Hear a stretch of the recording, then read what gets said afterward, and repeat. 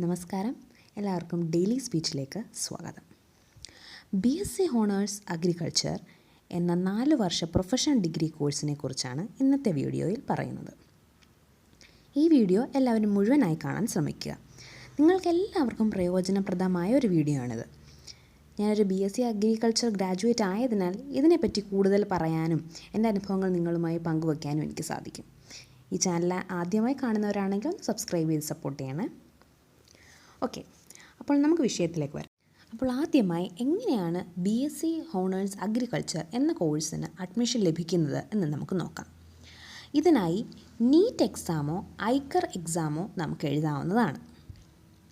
ഇത് രണ്ടും all India ലെവലിലുള്ള എൻട്രൻസ് എക്സാമിനേഷൻസ് ആണ്.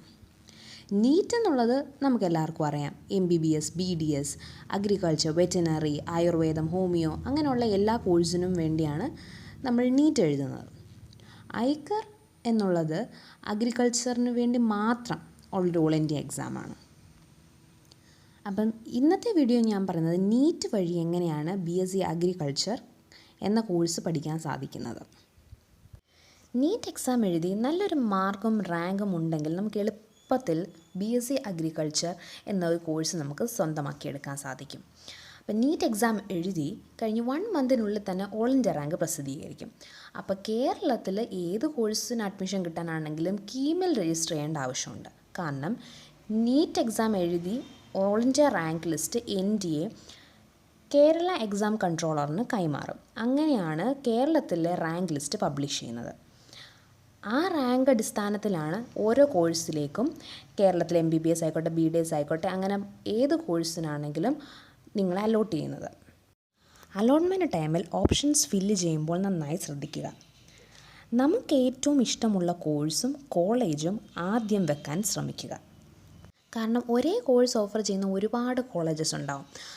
നിങ്ങൾക്ക് ഇഷ്ടമില്ലാത്തതോ അറിയാത്തതോ ആയ ഏതെങ്കിലും ഒരു കോളേജാണ് നിങ്ങൾ ആദ്യമേ നിങ്ങളുടെ ഓപ്ഷൻസിൽ ഫില്ല് ചെയ്യുന്നതെങ്കിൽ കീം വഴി നിങ്ങൾക്ക് ആ കോളേജിലേക്ക് അഡ്മിഷൻ കിട്ടാനുള്ള ചാൻസ് ഉണ്ടാവും.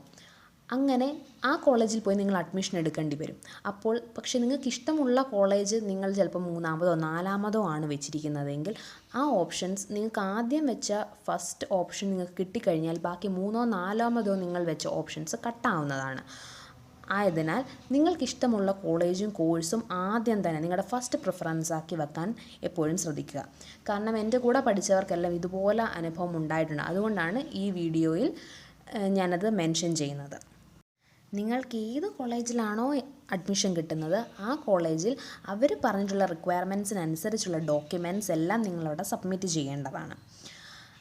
നിങ്ങൾക്ക് ഇഷ്ടമില്ലാത്ത കോളേജാണെന്ന് പറഞ്ഞ് അവിടെ അഡ്മിഷൻ എടുക്കാതിരിക്കരുത്. അഡ്മിഷൻ എടുക്കുക. നെക്സ്റ്റ് അലോട്ട്മെൻറ്റിൽ നിങ്ങൾക്ക് ഹയർ ഓപ്ഷൻ വഴി നിങ്ങൾക്ക് ഇഷ്ടപ്പെട്ട കോളേജ് കിട്ടാനുള്ള ചാൻസ് ഉണ്ടാവാം. കാരണം 4 ഓപ്ഷൻ നിങ്ങൾക്ക് ഇപ്പോൾ കിട്ടിയിരിക്കുന്ന ഫസ്റ്റ് അലോട്ട്മെൻറ്റിൽ 4-മത്തെ ഓപ്ഷൻ ആണെങ്കിൽ സെക്കൻഡ് അലോട്ട്മെൻറ്റിൽ നിങ്ങൾക്ക് ചിലപ്പോൾ 2-മത്തേതോ 1-മത്തേതോ ഓപ്ഷൻ കിട്ടാനുള്ള ചാൻസ് വളരെ അധികമാണ്. അതുകൊണ്ട് 4-മത്തെ കോളേജാണ് ഫസ്റ്റ് അലോട്ട്മെൻറ്റിൽ കിട്ടിയതെന്ന് കരുതി പോകാതിരിക്കരുത്. നിങ്ങൾക്ക് സെക്കൻഡ് അലോട്ട്മെൻറ്റിൽ നിങ്ങളുടെ ഹയർ ഓപ്ഷൻസ് കിട്ടുമ്പോൾ ഫസ്റ്റ് അലോട്ട്മെൻറ്റിൽ നിങ്ങൾ അഡ്മിഷൻ എടുത്ത കോളേജിൽ നിന്ന് സർട്ടിഫിക്കറ്റുകളെല്ലാം വാങ്ങി നിങ്ങൾക്കിപ്പോൾ സെക്കൻഡ് അലോട്ട്മെൻറ്റിൽ കിട്ടിയ കോളേജിൽ അഡ്മിഷൻ എടുക്കാൻ ശ്രദ്ധിക്കുക. നമ്മൾ എപ്പോഴും ഈ സൈറ്റ് വിസിറ്റ് ചെയ്തുകൊണ്ടേയിരിക്കുക. ഓരോ അലോട്ട്മെൻറ്റിലും നമ്മുടെ ഓപ്ഷൻസ് ചിലപ്പം ഹയർ ഓപ്ഷൻസിലേക്ക് നമുക്ക് അപ്ഗ്രേഡ് ചെയ്യാനുള്ള ചാൻസ് ഉണ്ട്. അത് കാരണം നമ്മൾ എപ്പോഴും ആ സൈറ്റ് വിസിറ്റ് ചെയ്തുകൊണ്ടേയിരിക്കണം. അപ്പോൾ അഡ്മിഷൻ പ്രോസസ്സ് എല്ലാവർക്കും മനസ്സിലായെന്ന് കരുതുന്നു.